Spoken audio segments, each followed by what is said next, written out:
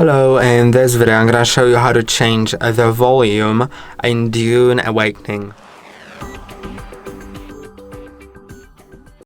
To do it, go to the settings and then go to audio.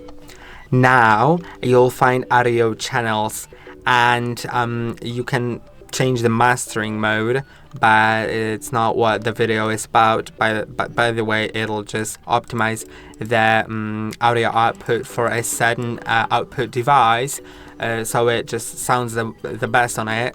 But here are the volumes, and the master volume is the volume of the whole game, of everything here. Then the music volume can be changed differently, separately. The sound effects can also be changed separately, cutscenes as well, dialogue volume as well, and the radio volume. So feel free to adjust any of those however you want it. And later on, remember to confirm the changes with the enter key on your keyboard. And that's all for today. Don't forget to like and subscribe. See you next time.